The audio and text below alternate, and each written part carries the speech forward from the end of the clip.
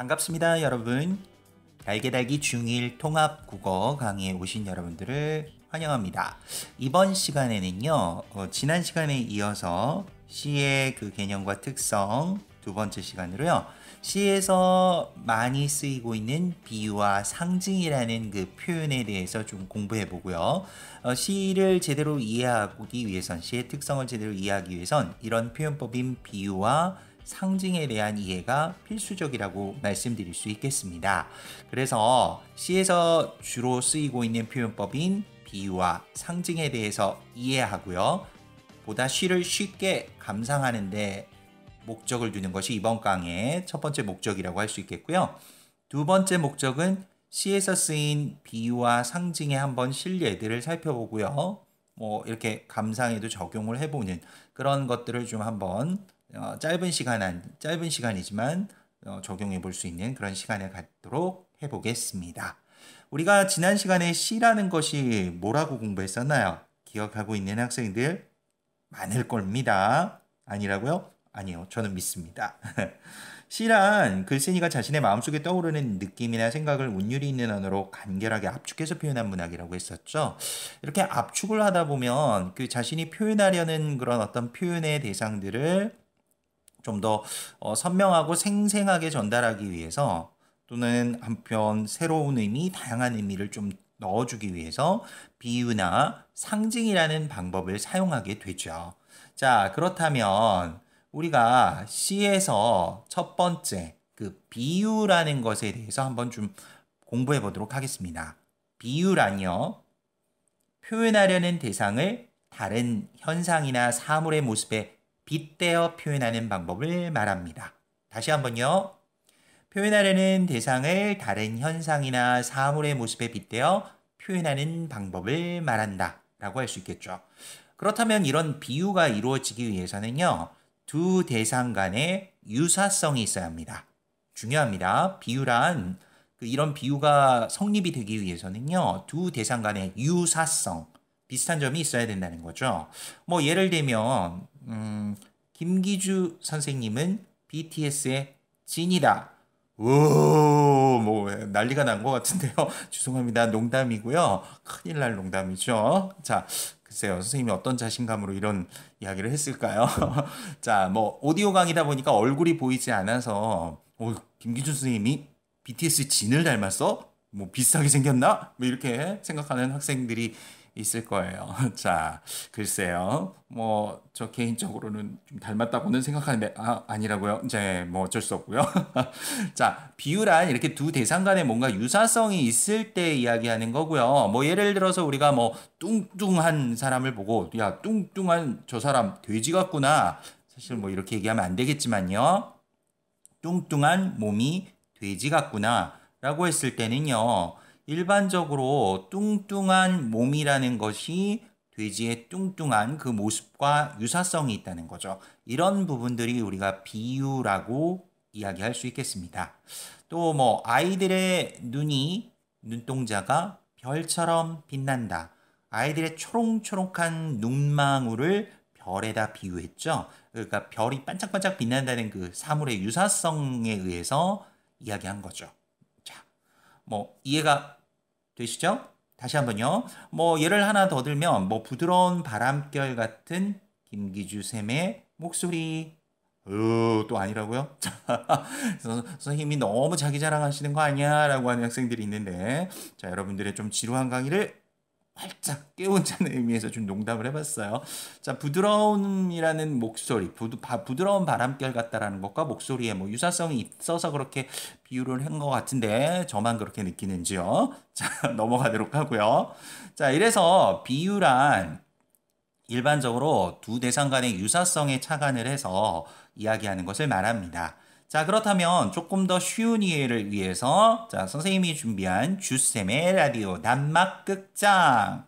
자, 이번에도 역시 순진이와 엉뚱이라는 학생이 등장을 하고요. 두 학생이 쇼핑을 나가게 됩니다. 순진이가 옷을 구입하기 위해 나가는데 엉뚱이가 동행을 하는데요. 어떤 대화가 이어지는지 이 대화를 들으면서 비유에 대한 이해를 좀 더 도와보도록 하겠습니다.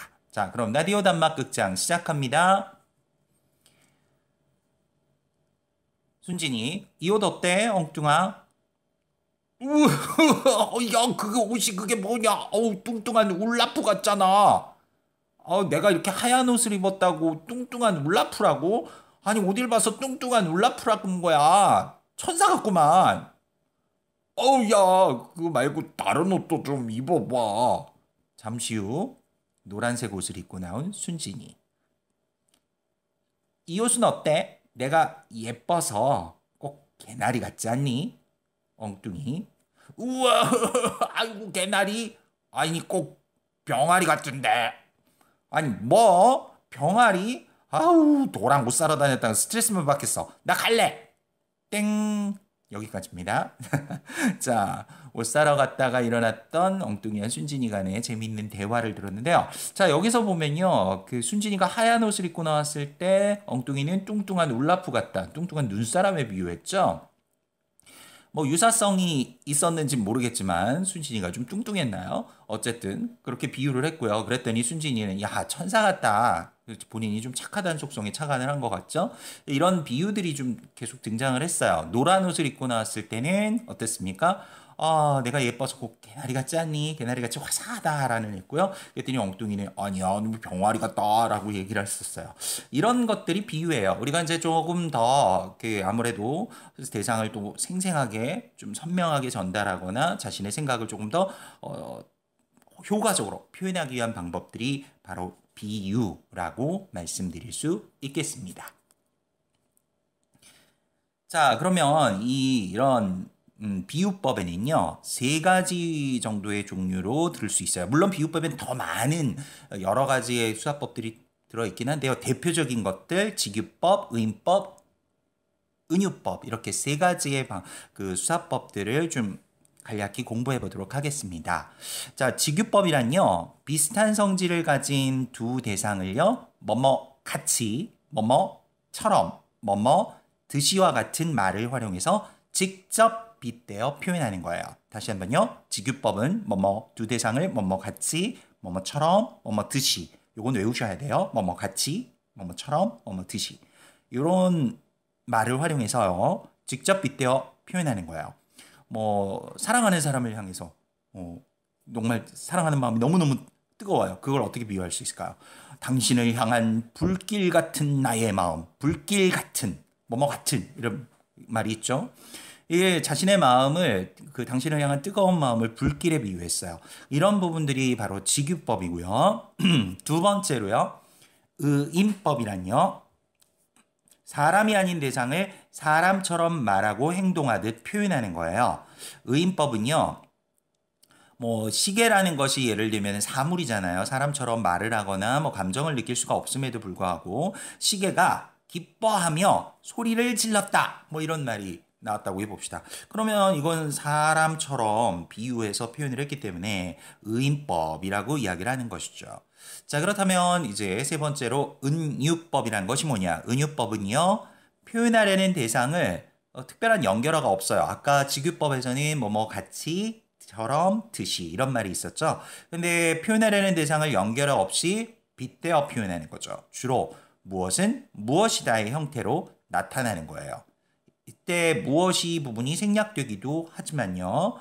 일반적으로 이렇게 무엇은 무엇이다. 이렇게 나타나게 돼요. 뭐 예를 들면 김기주 선생님의 마음은 바다 같다. 자, 이런 비유는요. 바다라는 건 어때요? 마음이 넓다라고 할 때, 뭐 너그럽다 이럴 때 비유할 수 있죠. 바다가 넓다라는 속성이 있잖아요. 김기주 선생님의 마음은 바다 같다. 그러면 여기 뭐뭐 같다죠? 요런된 직유지만요. 만약에 그게 그렇지 않고 김기준 선생님의 마음은 바다이다. 무엇은 무엇이다. 이런 식으로 표현하면 은유가 되는 겁니다. 그러니까 다시 한번 이야기하자면요. 직유와 은유의 차이는요. 두 대상을 뭐뭐 같이처럼 듯이처럼 이런 표지들이 있어서 이어주는 말로 연결해서 비유를 하면 직유라고 할 수 있겠지만요. 은유법은 무엇은 무엇이다의 형태로 바로 나타나는 것입니다. 나의 마음은 바다이다. 이런 형태죠. 자, 그렇다면 이런 비유의 효과는 어떤 것들이 있을까요? 왜 비유를 사용할까요? 대상을 좀 더 선명하고 생생하게 전달할 수 있다라는 거죠. 자, 그렇기 때문에 C에서 보통 이렇게 대상을 선명하고 생생하게 전달하기 위해서 워낙 짧은 양식이니까요. 가장 효과적으로 많이 쓸 수 있는 방식이 바로 비유법이라고 할 수 있겠습니다. 자, 그렇다면 잠시 우리가 들었던 공부했던 내용들을 제대로 알고 있는지를 확인하는 날개달기 팝 퀴즈 들어가 보겠습니다. 자, 지금 비유에 대해서 저와 공부했었어요. 그렇다면 비유는 원관념과 보조관념 사이에 유사성이 없다. OX로 답해 주실까요? 1, 2, 3. X입니다. 그죠? 비유는 원관념과 보조관념 사이에 유사성이 있죠. 여기서 갑자기 또 원관념, 보조관념은 뭐예요, 선생님? 라고 할 텐데요.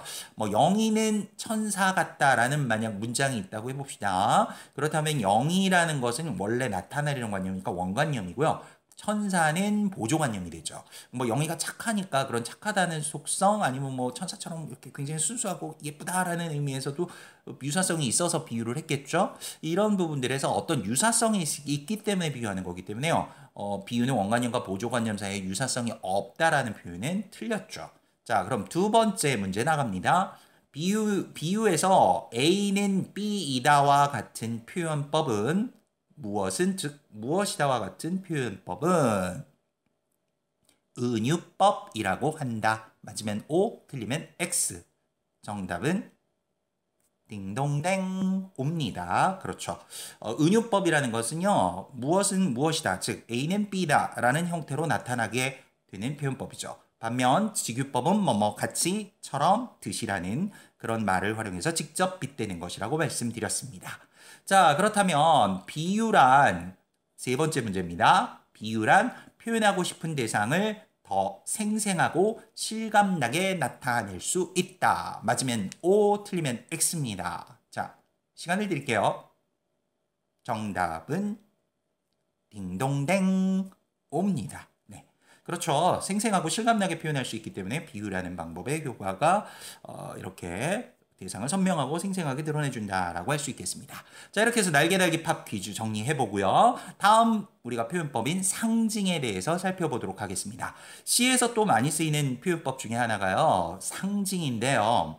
표현하려는 대상을 드러내지 않고요. 다른 사물로 대신하여 표현하는 방법인데요. 주로 추상적인 대상을 구체적인 사물로 표현을 하게 됩니다. 다시 한번요. 상징이란 표현하려는 대상을 드러내지 않고 다른 사물로 대신하여 표현하는 방법인데요. 주로 추상적 대상을 구체적 사물로 표현하는 것이죠. 추상적 대상이라는 말이 좀 어려운가요, 여러분들? 추상적이라는 건 눈에 잡히거나 보이는 구체적인 사물이 아니에요.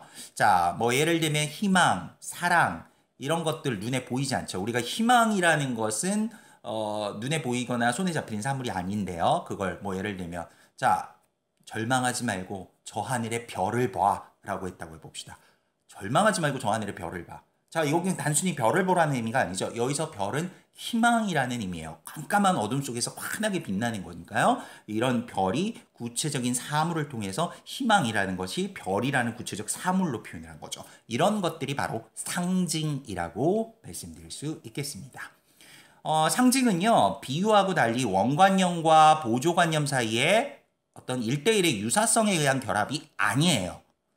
시 속에 존재하지 않는 그런 어떤 관념과의 결합이라고 할 수 있는데요. 그래서 조금은 상징이란 표현이 어렵기도 하죠. 그래서 시의 맥락을 고려해서 함축적인 의미를 파악할 수가 있는 겁니다.